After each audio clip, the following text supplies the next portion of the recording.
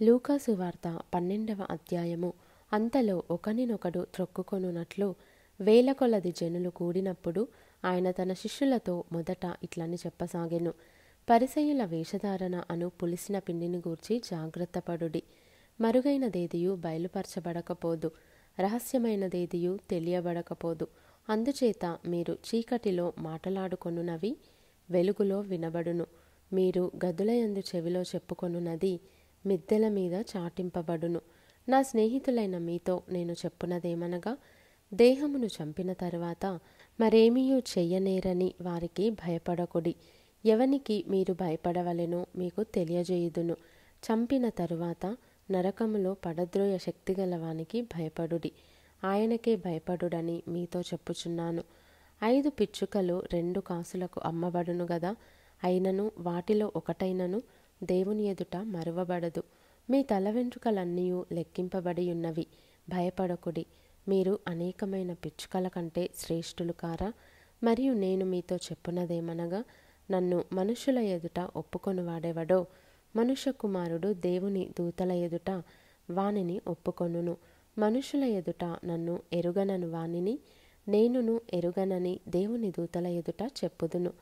మనుష్య కుమారుని మీద వ్యతిరేకముగా ఒక మాట పలుకువానికి పాపక్షమాపణ కలుగును గాని పరిశుద్ధాత్మను దూషించువానికి క్షమాపణ లేదు. వారు సమాజ మందిరంల పెద్దల యొద్దకును అధిపతుల యొద్దకును అధికారుల యొద్దకును మిమ్మును తీసుకొని పోవునప్పుడు మీరు ఏలాగు ఏమి ఉత్తరమిచ్చెదమా, ఏమి మాటలాడుదుమా అని చింతింపకుడి. మీరేమి చెప్పవలసినదియు పరిశుద్ధాత్మ ఆ గడియల్లోనే మీకు నేర్పుననెను.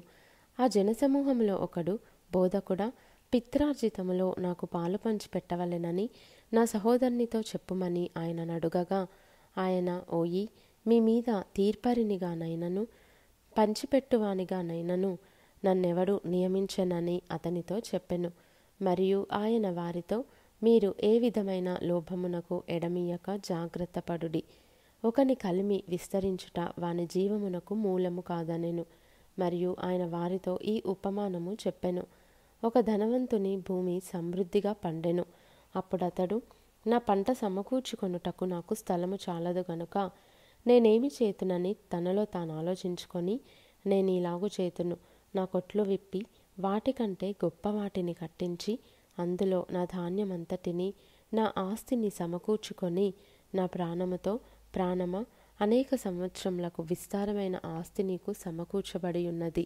సుఖించుము, తినుము, త్రాగుము, సంతోషించుమని చెప్పుకొందునను కొనెను. అయితే దేవుడు, వెర్రివాడా, ఈ రాత్రి నీ ప్రాణము నడుగుచున్నారు. నీవు సిద్ధపరిచినవి ఎవని వగునని అతనితో చెప్పెను. దేవుని ఎడల ధనవంతుడు కాక తన కొరకే సమకూర్చుకొనువాడు అలాగుననే యుండునని చెప్పెను. అంతటా ఆయన తన శిష్యులతో ఇట్లనెను, ఈ హేతువు చేత మీరు ఏమి తిందుమో అని మీ ప్రాణమును గూర్చి అయినను, ఏమి ధరించుకొందుమో అని మీ దేహమును గూర్చి అయినను చింతింపకుడి. ఆహారము కంటే ప్రాణమును, వస్త్రము కంటే దేహమును గొప్పవి కావా? కాకుల సంగతి విచారించి చూడుడి. అవి విత్తవు, కోయవు, వాటికి గరిసె లేదు, కొట్టు లేదు. అయినను దేవుడు వాటిని పోషించుచున్నాడు. మీరు పక్షుల కంటే ఎంతో శ్రేష్ఠులు. మరియు మీలో ఎవడు చింతించుట వలన తన ఎత్తును మూరెడెక్కువ చేసుకొనగలడు? కాబట్టి అన్నిటికంటే తక్కువైనవి మీ చేత కాకపోతే తక్కిన వాటిని గూర్చి మీరు చింతింపనేలా? పువ్వులేలాగు ఎదుగుచున్నవో ఆలోచించుడి. అవి కష్టపడవు, వడుకవు. అయినను తన సమస్త వైభవముతో కూడిన సొలొమోను సైతము వీటిలో ఒకదాని వలెనైనా అలంకరింపబడలేదని మీతో చెప్పుచున్నాను. నేడు పొలములో ఉండి రేపు పొయ్యిలో వేయబడు అడవి గడ్డిని దేవుడిలాగు అలంకరించిన ఎడల అల్ప విశ్వాసులారా, మీకు మరి ఎంతో నిశ్చయముగా వస్త్రములనిచ్చును. ఏమి తిందుమో, ఏమి త్రాగుదుమో అని విచారింపకుడి, అనుమానము కలిగియుండకుడి. ఈ లోకపు జనులు వీటినన్నిటినీ వెదకుదురు. ఇవి మీకు కావలసి ఉన్నవని మీ తండ్రికి తెలియను.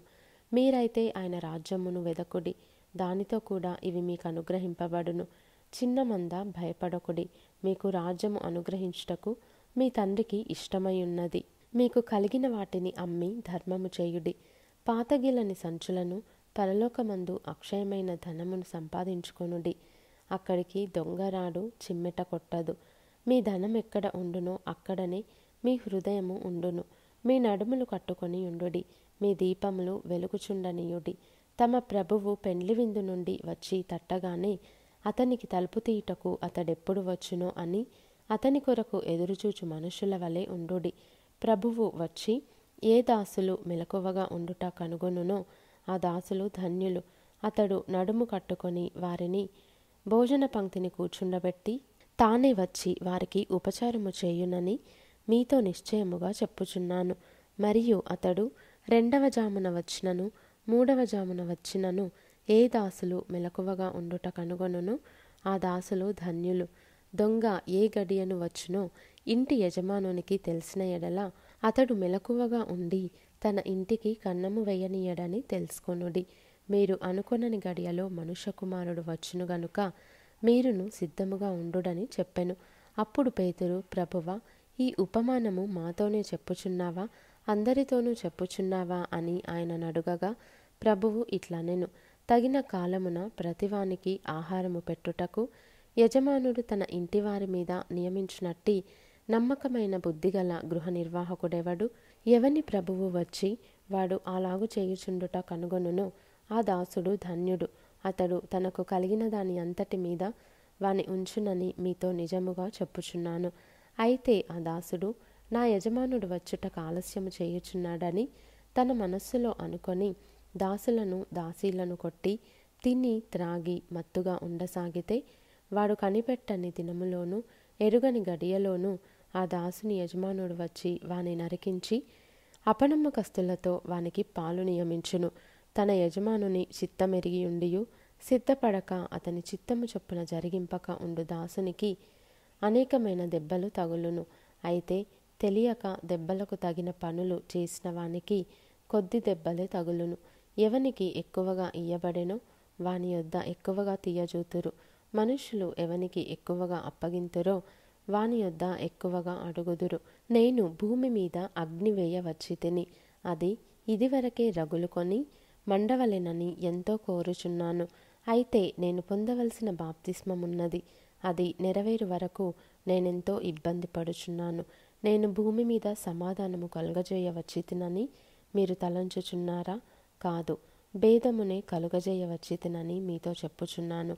ఇప్పటి నుండి ఒక ఇంటిలో 5 వేరుపడి ఇద్దరికి విరోధముగా ముగ్గురును, ముగ్గురికి విరోధముగా 2 ఉందురు. తండ్రి కుమారునికిని, కుమారుడు తండ్రికిని, తల్లి కుమార్తెకును, కుమార్తె తల్లికిని, అత్త కోడలికిని, కోడలు అత్తకును విరోధులుగా ఉందురని చెప్పెను. మరియు ఆయన జనసమూహములతో ఇట్లనెను, మీరు పడమట నుండి మబ్బు పైకి వచ్చుట చూచినప్పుడు వాన వచ్చుచున్నదని వెంటనే చెప్పుదురు. అలాగే జరుగును. దక్షిణపు గాలి విసురుట చూచినప్పుడు వడగాలి కొట్టునని చెప్పుదురు. అలాగే జరుగును. వేషధారులారా, మీరు భూమి ఆకాశముల వైఖరి గుర్తింపనెరుగుదురు. ఈ కాలమును మీరు గుర్తింపనెరుగరేలా? ఏది న్యాయమో మీ అంతటా మీరు విమర్శింపరేలా?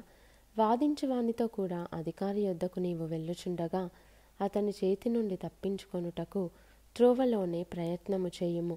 లేదా అతడొకవేళ నిన్ను న్యాయాధిపతి యొద్దకు ఈడ్చుకొని పోవును. న్యాయాధిపతి నిన్ను బంట్రౌతునకు అప్పగించును.